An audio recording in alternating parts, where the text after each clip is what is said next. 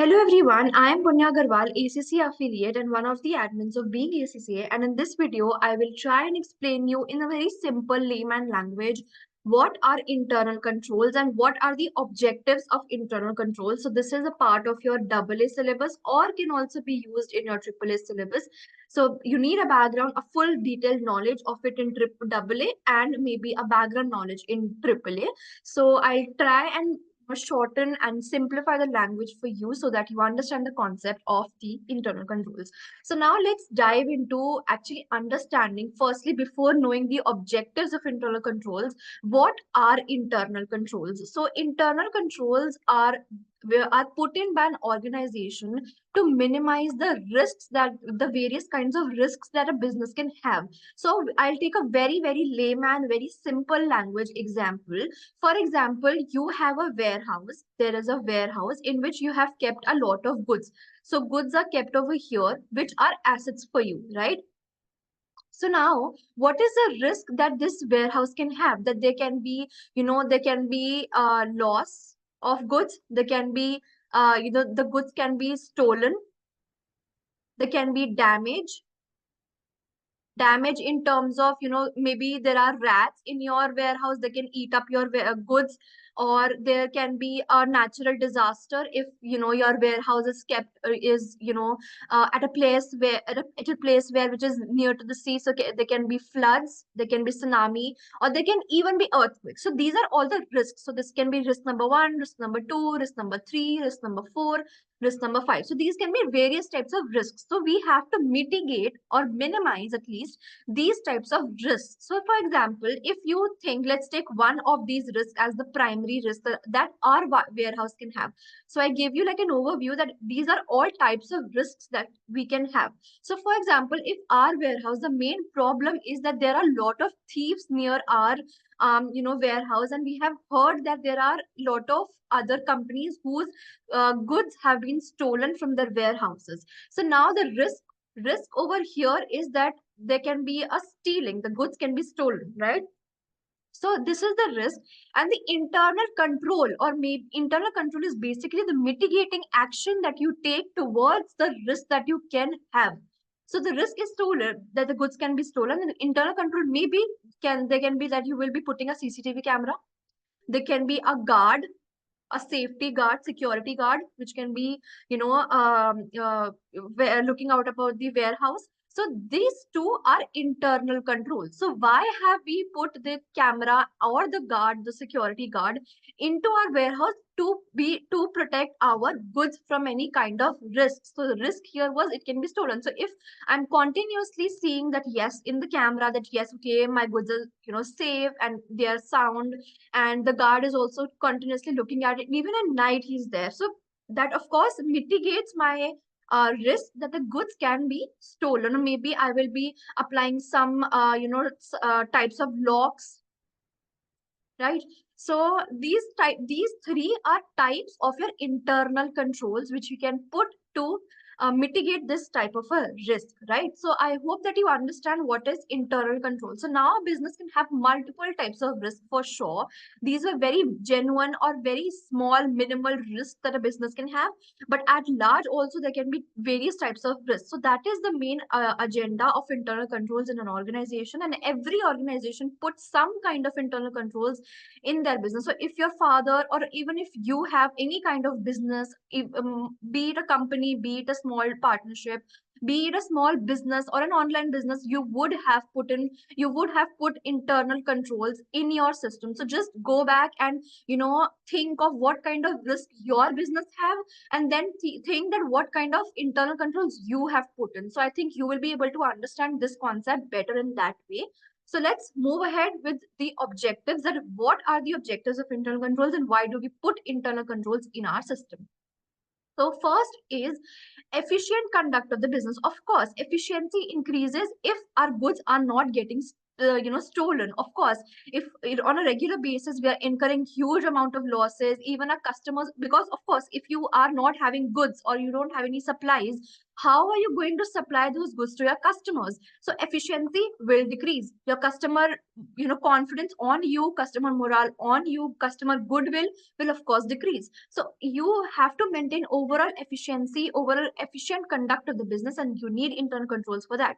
So implementing controls to ensure smooth process flow and uninterrupted operations. As I mentioned, that there can be interruptions in the operations because you won't be having any goods. Then how are you going to supply to your customers? Reducing the risk of inefficiencies and disruptions that could impact the creation of the value of the in the organization. So of course, if there's a customer dissatisfaction, that will of course not create value for your company, and people would be demotivated, and they won't purchase or buy from you because they'll think, of course, they do not have the good. How will I purchase, right? Next thing which we already talked in the example, safeguarding the assets. So assets were your goods. In the previous example which I gave, your goods were your assets. So of course you have to protect them as well. You have invested such a huge amount of money to your assets. Okay, let's take an example, one more example to make you understand this better, is why you have online businesses. If somebody has an online business, they would be having websites, right? So to protect these websites from any type of viruses, trojans, hackers, we put various types of safeguards. That okay, this is the antivirus, okay, this is the website development management, all of these we incur these costs so that the website keeps on running. So that is the internal control that I have put in the website, so that the risk that the website can be hacked or can be disrupted due to any reason can be minimized or mitigated. Of course, we cannot fully remove that type of a risk or a that type of a risk, but of course we can minimize or mitigate that type of a risk. So of course you have to safeguard your assets in any form, be it online, offline, any form.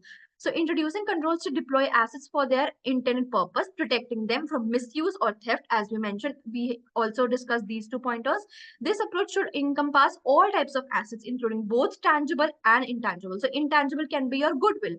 So if my tangible assets are protected, of course my goodwill will also be protected, because I will be able to serve my customers better, and of course that will lead to good goodwill being maintained of my company.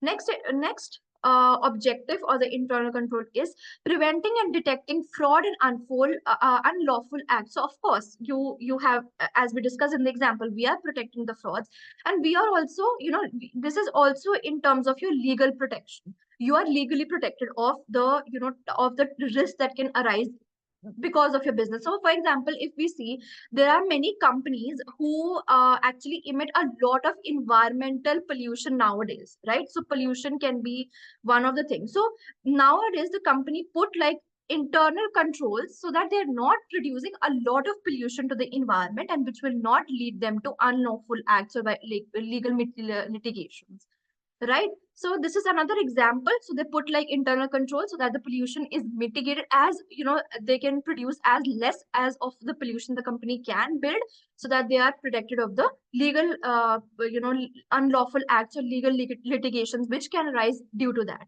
So recognizing that even small businesses are susceptible to fraud and unlawful acts, controls becomes crucial for sure. As organizations grow in size and complexity, controls need to be adapted to address a diverse range of fraudulent practices. Next point, next objective, completeness and accuracy of the financial statements. Again, of course, this will eventually lead, if your risks are mitigated, it will eventually lead that your financial statements are complete and accurate, because you would know that this is not the risk that we have getting, this is the correct, there's no fraud in our business, there's no error in the business. So that means our financial statements can be correct and accurate. Emphasizing the importance of reliable financial records for accurate financial statements, system should be capable of recording the transactions accurately to reflect the true nature of the business activities in the financial accounts, right? I'm sorry. Now let's move on to the last pointer, which is timely preparation of your financial statements. Of course, if you're, if you do not have a lot of litigation or lot of risks or lot of frauds, errors in your financial statements or in your business in general, then of course your financial statements will be prepared on a timely basis, right? Ensuring that in organizations meet. So these are like indirect objectives. The previous one which we discussed, that is also indirect, but it is related to your internal controls. Ensuring that organizations meet legal obligations by submitting accurate we discussed in the last point, timely financial statements. Additionally, internal controls can extend to management accounting processes, supporting effective strategic planning, of course, and decision making. So these are all the aspects of your financial statements. So if your financial statements are made correctly because of the internal controls that you put in the business, of course these things will come automatically because of the financial statements, because they're accurately prepared, right? So I hope that you understood what is the internal controls through this concept capsule series that we do. We try and explain you simple, important concepts in simple language.